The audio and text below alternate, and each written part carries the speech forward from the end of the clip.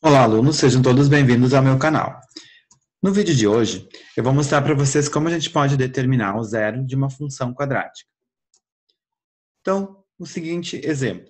Determine o zero da função f de x igual a x ao quadrado mais 3x menos 4.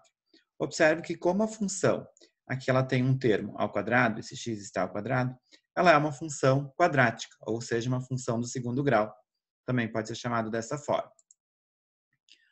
O que seria o zero da função? O zero da função é aquele valor de x, tais que a f de x é igual a zero. Ou seja, eu preciso, para resolver essa equação, essa função, o que eu preciso? Que o meu f de x seja zero.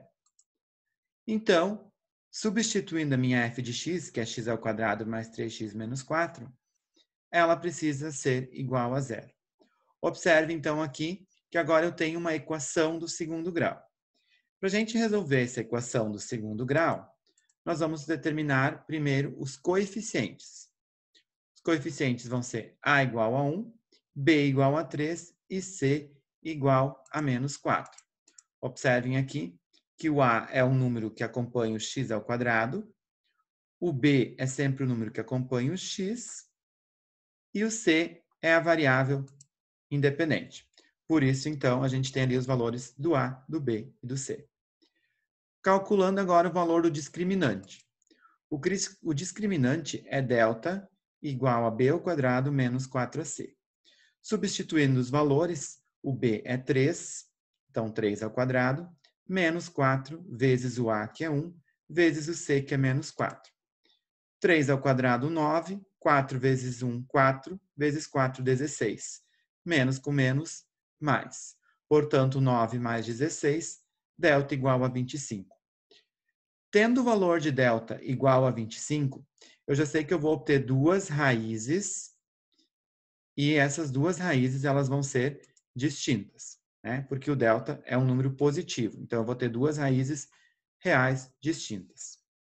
Agora eu termino, então, aplicando o restante da fórmula, ou também conhecido como a fórmula de Bhaskara. Eu sei que x é igual a menos b, mais ou menos raiz quadrada de delta, dividido por 2a.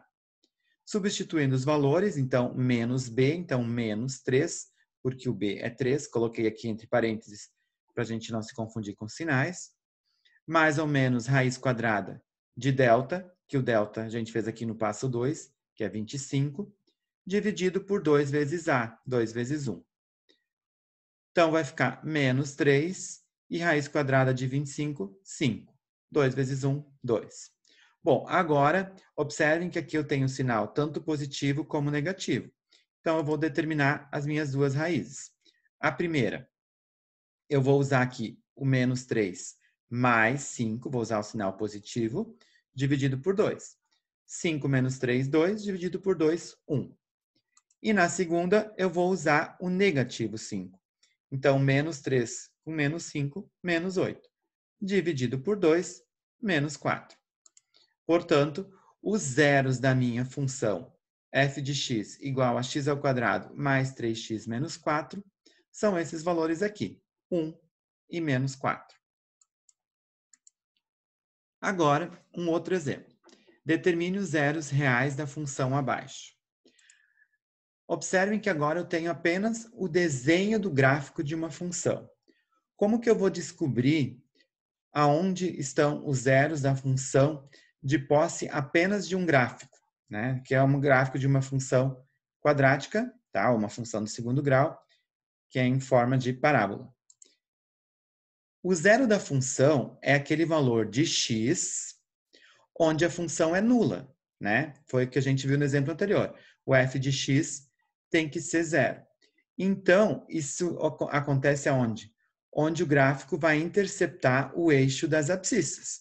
Lembrando que aqui na horizontal é o eixo x e na vertical eu tenho o eixo y.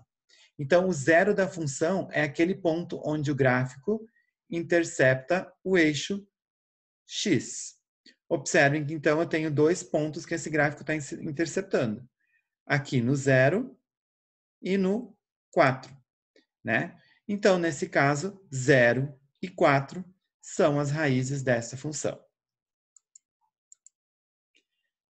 Já neste exemplo aqui, então agora que a gente já sabe que o zero da função é aonde intercepta, ou aonde toca, né, o eixo x, nesse exemplo aqui, o zero da função, ele vai acontecer naquele ponto aqui, no 1.